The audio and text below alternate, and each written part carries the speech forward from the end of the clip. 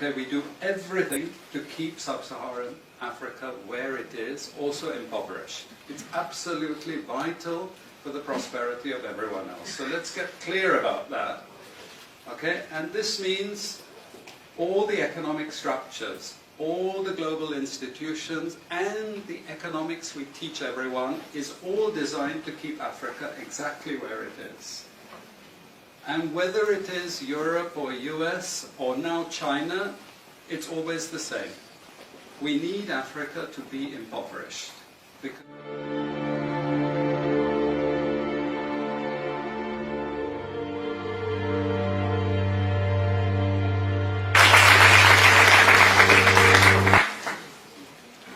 So I must thank the Critical Collective again for inviting me. I thought they never would after the last bad thing that I said. I must have upset lots of people, I'm sure. Every time I make a presentation I upset lots of people, but never the Critical Collective, so we must be thinking alike. I congratulate them, really. It's amazing to see so many people here. And I also congratulate scholars for linking again with Critical Collective. It's been some time. And I hope this partnership continues and flourishes, because this is just amazing to see the number of people. I have to apologize for two things.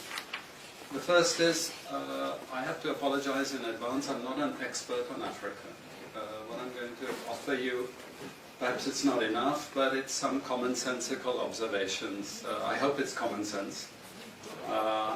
But sometimes it's better not to be an expert, you know, to be able to see things from slightly afar. The second thing is, I'm wearing the wrong trousers. I was fixing my bike, so I wore my old trousers, and so please don't video this part, because my wife will immediately divorce me. Okay, so what I'm going to try and do is just give you some charts and a couple of tables, just to paint a little bit of a picture that you already know. Okay, so what this presentation is fundamentally designed to say is this. Africa, historically, sub-Saharan Africa, has been fundamental to the global prosperity of the advanced countries. Okay? And Africa had a role to play. It has a role as a raw material producer. We will not allow sub-Saharan Africa to escape that. Okay, we do everything to keep sub-Saharan Africa where it is, also impoverished. It's absolutely vital for the prosperity of everyone else. So let's get clear about that. Okay, and this means all the economic structures, all the global institutions, and the economics we teach everyone is all designed to keep Africa exactly where it is. And whether it is Europe or US or now China, it's always the same. We need Africa to be impoverished, because we need those raw materials and we need them dirt cheap. Okay, so that's the message. It doesn't mean to say that there's nothing Africans can do. Of course there is. Okay, but this is the opposition that they're fighting. This is what it's about. Because if Africa does do something different, I assure you living standards of all those in Europe and North America and Asia is going to fall. Okay? And that is a big price to pay. I assure you that the West is not going to allow that without a big fight. Okay, so this is what it's fundamentally about. What I want to show you is how these structures are operating. It's just 20 minutes, so we can't do very much, but just to give you a little bit of an idea. And why I keep the ideology part there is because we are part of the producers of ideology. At universities and academic institutions, we are complicit in this whole enterprise. Okay, so the job of many Western academics is to convince Africans they have to keep doing what they're doing. Okay? And to show them it's your fault that you're poor. It's not our fault. It's your fault that you're poor. You know? So This is what we do in academic institutions, and I want to show that as well.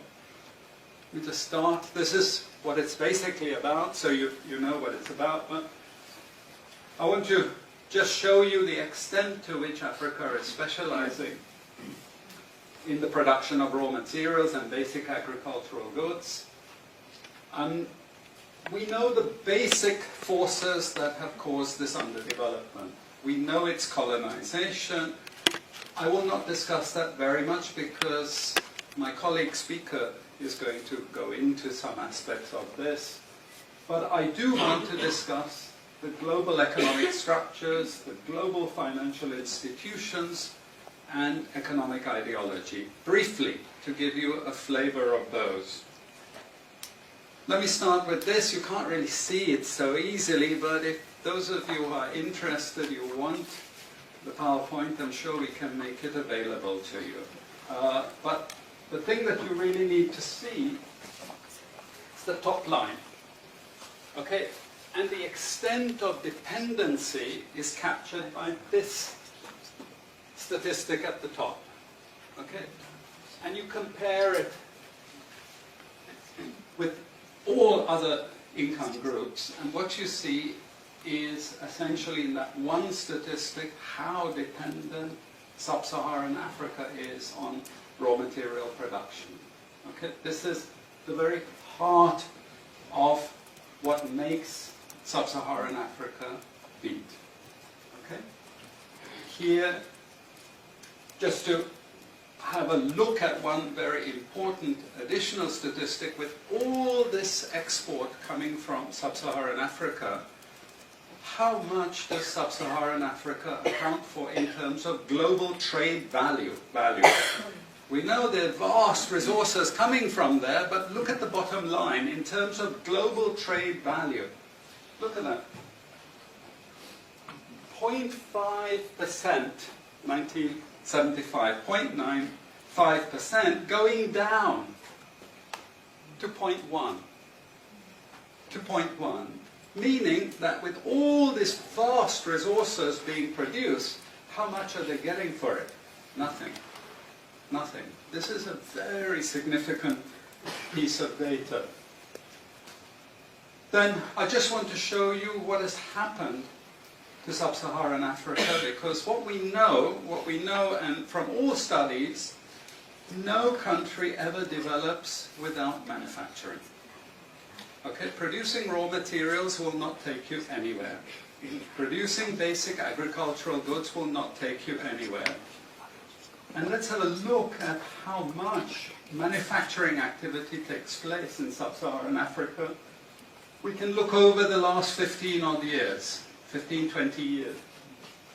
And we see manufacturing has actually declined as a percentage of the total. This is percentages of total production in sub-Saharan Africa. How much of it is accounted for by manufacturing? So this figure here is 17% of the total. Most of the rest, when we talk of industry, it includes manufacturing, but the bulk of it is mining. Okay? Raw material extraction. This is the bulk of it. And here we see actually raw material extraction has stayed the same. What has caused industry to fall is the fall in manufacturing production. This is deliberate because we will never, as Western economists, as Western policymakers, we cannot afford to allow Africa to industrialize and start producing manufactures. Okay, so we will do everything to stop that. And I'm going to show you how we actually block that. It's obvious in certain ways, but it's less obvious in other ways. Now, we have actually seen periods of rapid growth in sub-Saharan Africa, misleading people, saying, oh, you know, we're now doing much better. And this has happened recently. Recently, I've had students come and tell me, we've done much better now. And you can see growth rates rose quite sharply in recent times.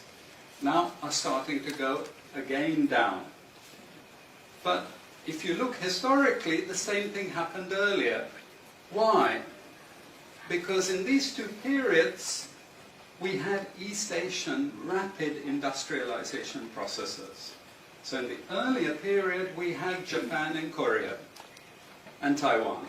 Okay, rapid growth, sucking in raw materials from Africa, driving up the prices, and then sub-Saharan African countries grew. Exporting raw materials, they grew. But after those countries finished industrialization, then sub-Saharan African growth rate again fell. Okay, but along comes China. Next wave. Okay, again, sub-Saharan African growth rises, but now China is going down.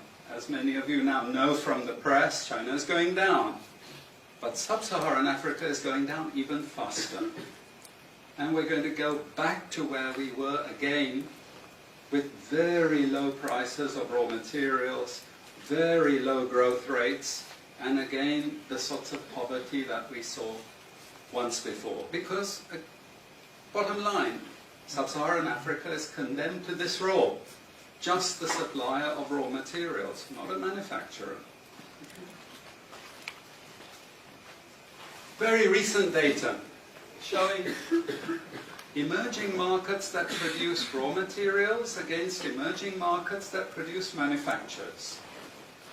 And you can see now with the weakness in the global economy, it's the emerging markets, that's the red line, it's those countries that are suffering the most, the emerging markets producing raw materials. They're suffering the most. And here it translates into their currencies being butchered. Okay? The currencies are collapsing of these countries, and many of them are sub-Saharan African countries. Some of them are Latin American countries, okay, who also rode that same wave. They thought that raw material production was going to save them. But now they're facing terrible problems.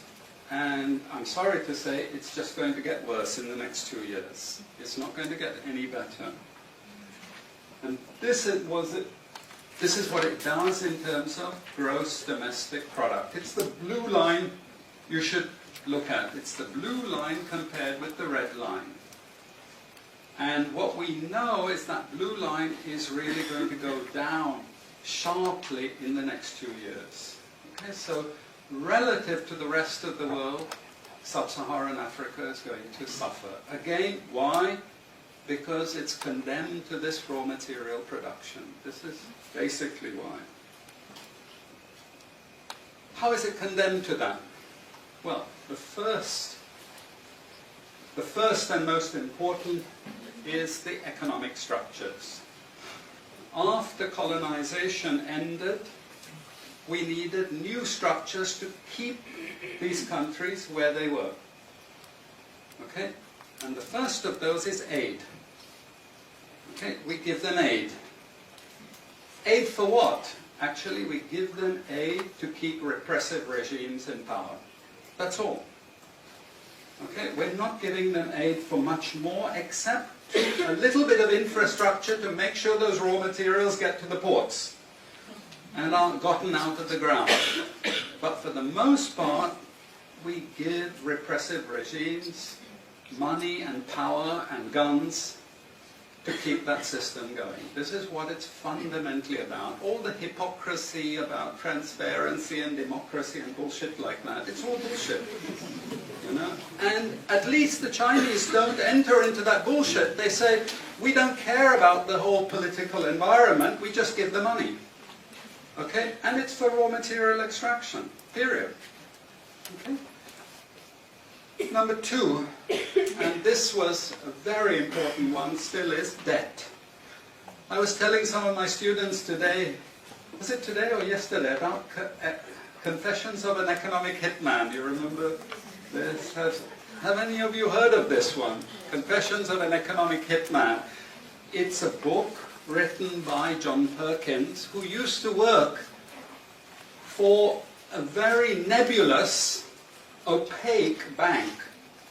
No one had ever heard of this bank, but it was formed in the 1950s by the IMF, the CIA, and the American State Department.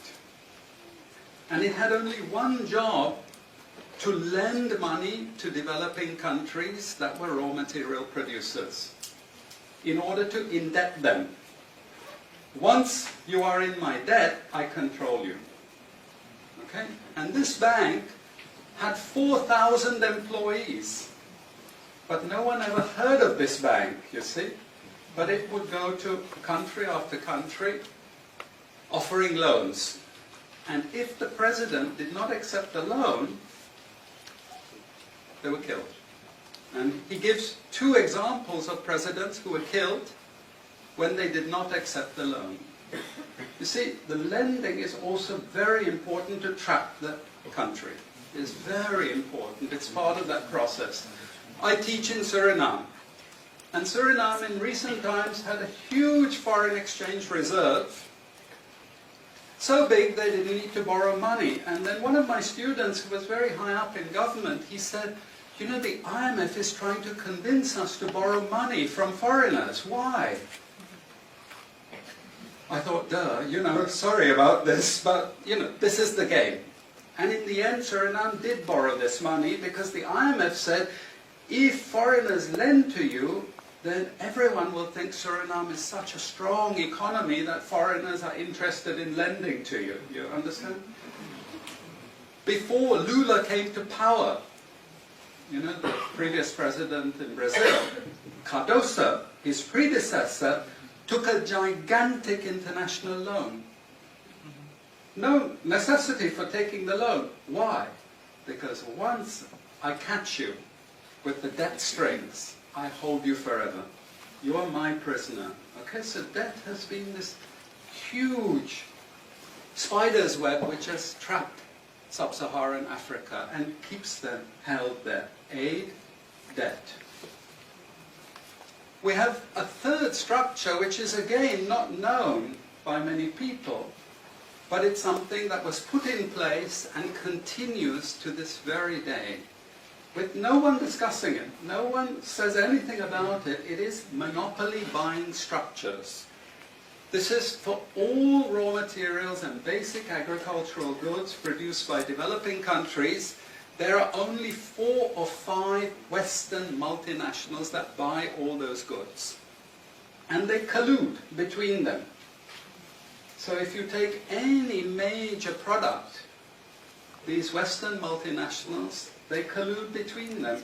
Even if we go down to banana production, we had a PhD down here at the ISS, and the person showed that the 4 or 5 major multinationals, they collude, and in order to make sure their control is total, what they do is they force all the producers to produce the same uniform banana. You know, the crap you buy in the West and has no taste at all. You go to any developing country, you know how a banana tastes, don't you? There's so many of them, lots of varieties, but we only market 1 or 2 types, so we have control, you see. If you don't produce at the price I want you to produce, I go to the next country. You see, we get control. So these buyers, they impose that control, and they keep pushing the prices down and down and down. Okay, this is the game. No one says anything about it. There are no commissions of inquiry to say, this is illegal, what you're doing. The WTO has nothing to say about this. But sorry to say, you know, if banana prices rose 10 times, especially for people like me who love bananas, okay, I protest. I like my living standards. Okay? It's the same with all the other raw materials, you see. We're all benefiting, we're complicit. We're actually complicit in this because we will protest and shout out if the situation ever changed. Okay, now we come to those international institutions. And I must tell you this, from the outset, don't think of them as wicked. IMF, World Bank, WTO. We always think evil creatures, horrible. It's not. it's just economics. It's economic warfare. The rich declare war on the poor. It happens everywhere. It happens in a country. The rich control the government. Of course they do. You really believe you have democracy? Come on. You know, I mean, grow up. This is not about people living in democratic systems. What we have is the rich control. The rich set up these institutions explicitly to control the poor countries. And they don't give them much room for maneuver. Which incidentally, when the IMF starts talking of poverty alleviation, you should also understand that there's another game there also starting to play, which I'm going to come back to later. But what do these institutions do? What does the IMF do? What is structural adjustment about? It's about making sure countries keep producing what we want them to produce. We make sure they have recurrent balance of payments problems. You notice these countries never get out of balance of payments problems. You notice that? Whereas countries that never took IMF support are always out of balance of payments problems. But the countries that are continuously getting advice and support by the IMF, they're always in balance of payments problems. Why? Because that's the way we keep our stranglehold on them. And that's what we have done. We have done, the IMF and the World Bank. And they've also done something very, very important. And that is they have destroyed the self-sufficiency of these countries. Colonization started it. Okay? One of the most important things is we destroy food self-sufficiency. Okay? And the World Bank continued it. They forced most countries to eliminate all food subsidies and food support. Okay? Because once you don't produce your own food, I increase my control over you. How do we know this? Well, very funny thing happened some years ago. Not so funny, actually. It involved starvation of a large number of people in Malawi. Okay? Many of you could remember this because it was really tragic. But the Malawian finance minister, who was under terrible threat at the time, suddenly broke ranks and he said, well, you know why we had this famine?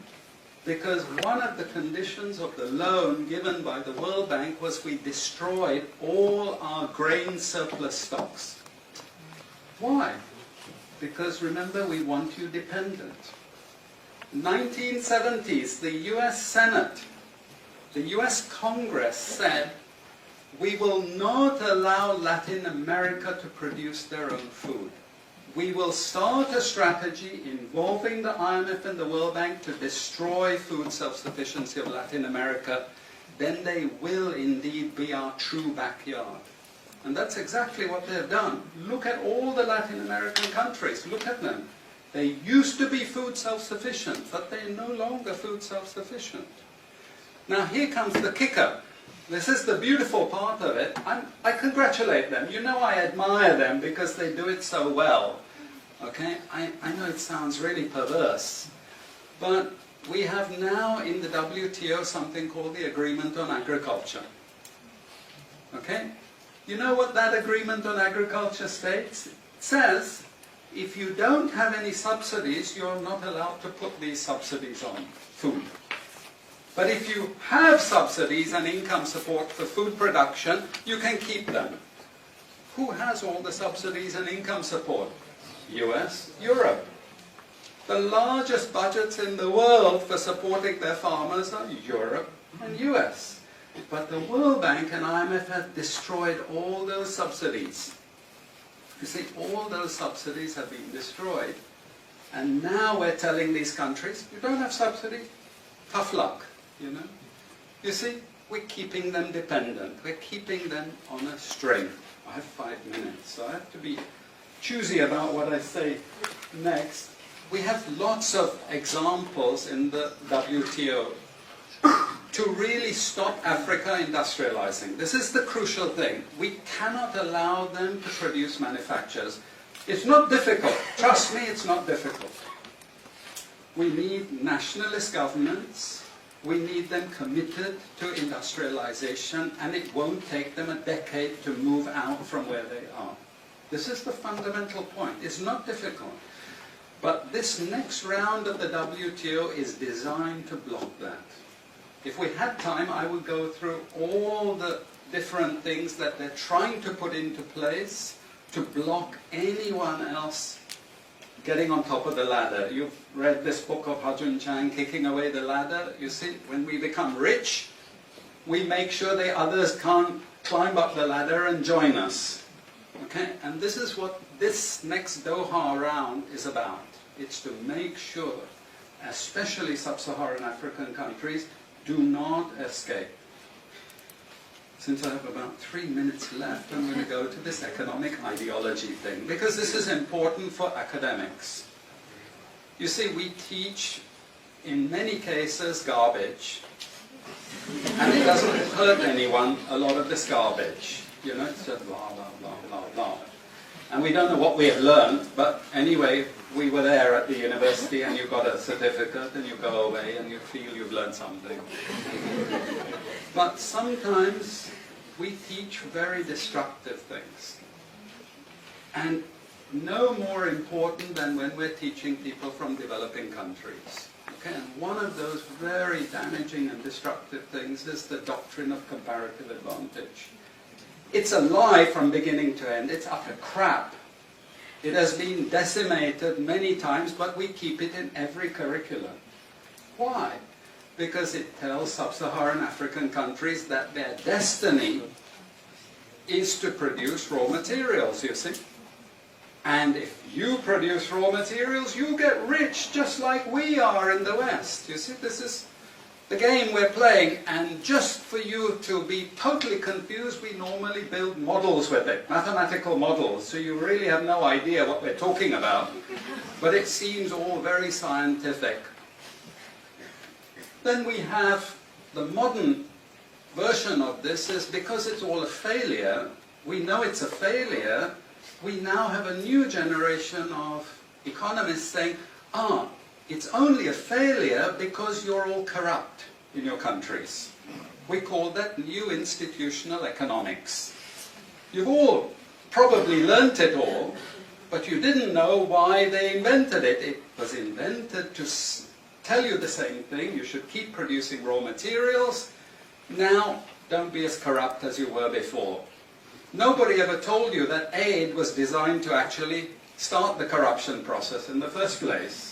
Okay, and we need corruption to make sure you're doing all these things. But now we blame the victim. You're poor because it's your fault, basically.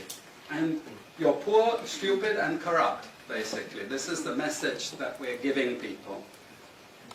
We also have many theoretical justifications, but I'm going to say something controversial to end.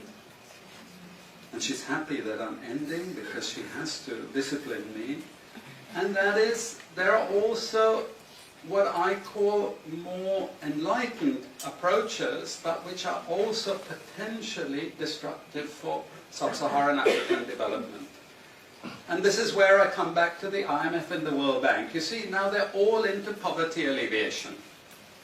They want you to concentrate on redistributing income, and it's something nice. You're young people, you're socially conscious, you're aware. You don't like all this injustice. So you gravitate towards what we call pro-poor strategies. But actually, I'm sorry to tell you, that is not what Africa needs. Africa needs aggressive industrialization. When China was a communist country and we had equal distribution, who feared China? Who took them seriously? They weren't even the size of the Netherlands. But today, I can't open an internet site, I can't open a magazine, I can't open a newspaper without China, China, China, China. And we know what has built China. It's not socialism or communism, it's capitalism, guys. It's manufacturing, it's production. This is what creates employment, this is what created jobs. I'm not pro-capitalist, but this is the reality, and unfortunately, we're now going to get caught with the good cop, bad cop. The good cop is now IMF saying, oh, you must concentrate on poverty reduction and income redistribution, as long as we can take you away from industrialization. This is the crucial thing, you know. I leave it at that. And I'm sorry I took so much.